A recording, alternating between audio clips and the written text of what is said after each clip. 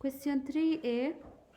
List any 4 duties of Samuel as a judge in Israel. So what were duties of Samuel? Acted as God's prophet, in that he foretold the will of God to the Israelites. You can say either. He led Israelites to worship.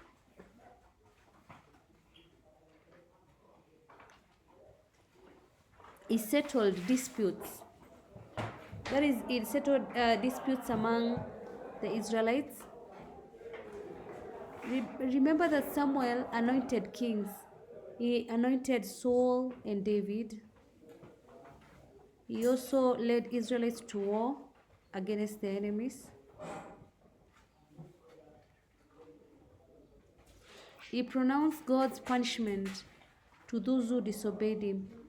And we can remember that he pronounced God's punishment to Saul because Saul had disobeyed him. And Samuel also offered sacrifices on behalf of the people. Question 3b. Give reasons why David is regarded as the greatest king in Israel. So here, basically, you're being asked, what are the achievements of who? King David. And this question is mostly asked. It has been repeated often in the kcse. Number 1, he was chosen by God, unlike the other kings.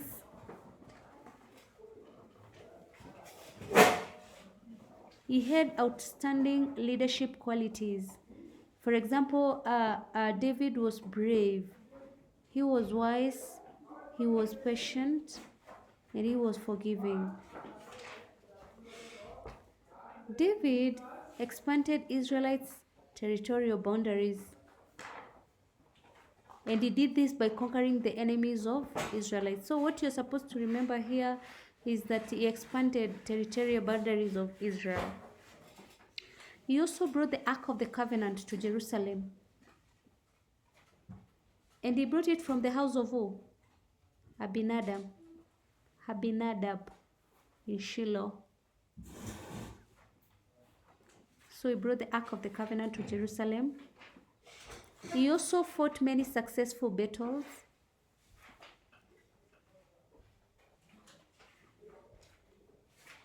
Another reason why David was the greatest king in Israel is that he respected God's servants.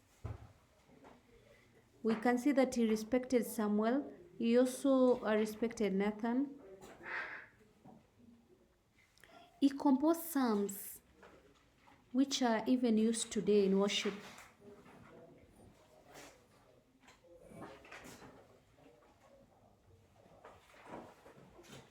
He established a dynasty which lasted for 400 years.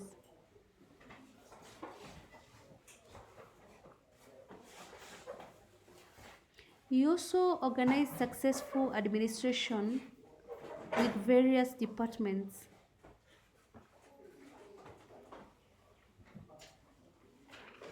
David defeated Goliath. Remember, Goliath was the enemy of Israel. And then he was also the greatest king because he was repentant. Though he was a king, he repented.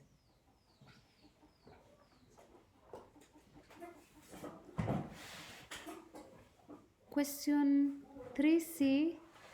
State the characteristics of a good leader which Christians can emulate from David. Remember, when you're writing the characteristics of a good leader, don't write one word. In the kcse, it's not encouraged you write one word. A good leader should be wise, because David chose elders, or rather he chose experienced elders to assist him run the kingdom. So a good leader should be wise, should be humble,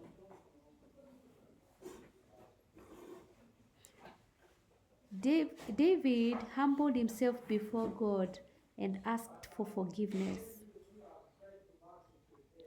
A good leader should also have faith in God, or rather, you can just say, should be God fearing. And he had faith in God, that's why he wanted to build a temple for God. But remember that God told him that his son Solomon was going to do what? To do it. Also, brave and courageous. And we know that he was brave and courageous because he fought many battles. And he was brave because he killed who? Goliath.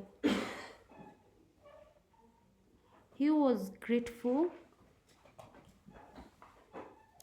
He always thanked God for all what he had done for him. David, we can also, a good leader should be compassionate, because David spared the life of Saul, though he had wanted to kill him. Remember that Saul wanted to kill him, but now David spared his life. Forgiving.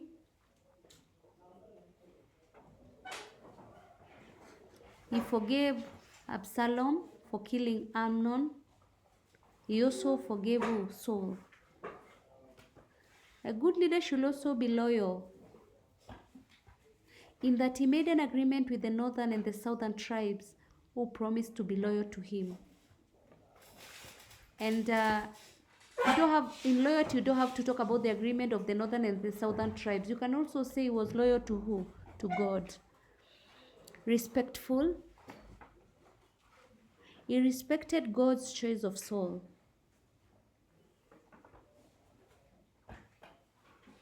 And then also he was skillful, in that he composed psalms. This also shows creativity. Question 4a, with specific examples, explain how prophets in the Old Testament delivered God's messages.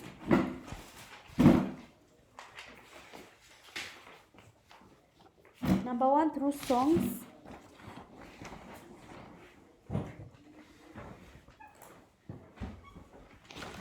For example, Deborah. Prose narratives. For example, Nehemiah. Through sermons. For example, Jeremiah at the temple. That is, the prophets delivered the messages in form of sermons. For example, Jeremiah at the temple. We also have symbolic actions. For example, Isaiah, Hosea, Jeremiah also had a symbolic action. Writing the message. For example, Jeremiah. We have letters. For example, Jeremiah's letter to the exiles. Also through their way of life. And we have examples like Hosea, Isaiah, and Jeremiah. Through miracles.